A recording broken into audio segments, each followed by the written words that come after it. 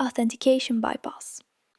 This is when attackers find ways to skip login mechanisms entirely, maybe through predictable session tokens or flawed logic in the authentication flow.